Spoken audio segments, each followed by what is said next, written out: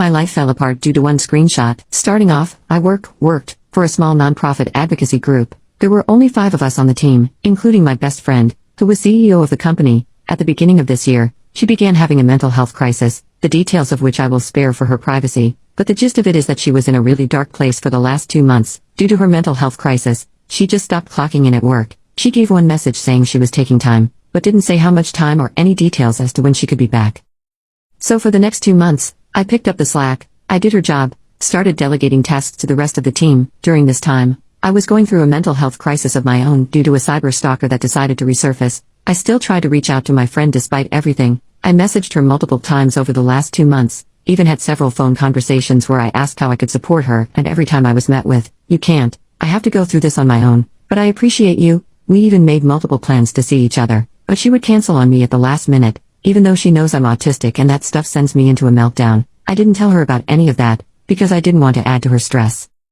Meanwhile, at work, our company started falling apart. There's a lot of things we needed to do, but couldn't without our CEO. The vice president of the board tried to contact her multiple times. We were trying to hire a new advocate, and we were trying to set up a bank account so we could apply for grants. My friend hadn't left anyone in charge, so there was nothing we could do, and every time I reached out to her about work she said she just couldn't due to her mental health crisis.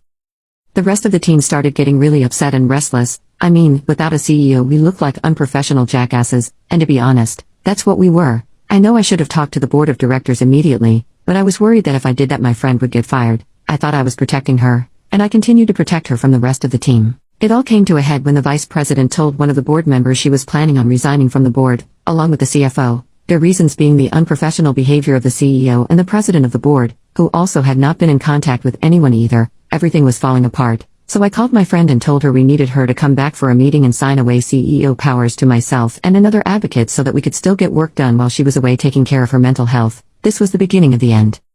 When the meeting happened, the CEO started off saying that she was in a severe mental health crisis, something that she had talked to me about in private and begged me not to report to anyone. I'm a mandated reporter. She then told everyone that I bullied her into coming back to work before she was ready, and that no one had reached out to her during her mental health crisis. I found this to be extremely disheartening because I had reached out, no less than 7 times. She was my best friend, of course I had reached out.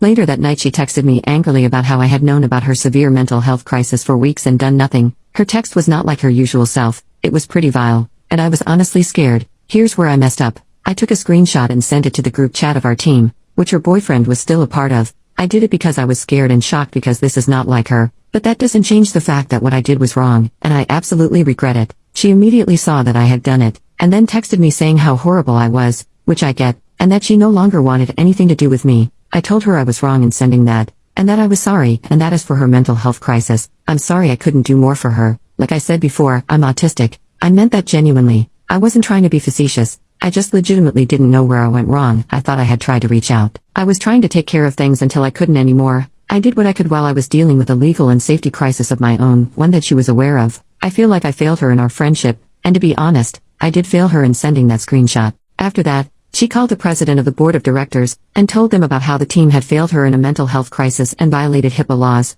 I didn't. It was a jerk move, but I didn't violate HIPAA. The president of the board then had a meeting with us, told us that we had failed her, and the company was being dissolved as a result. I sent one screenshot, and in doing so, I lost my best friend, my job, and now potentially my home. I know it was bad, but was it really bad enough that I have to lose my whole life as a result?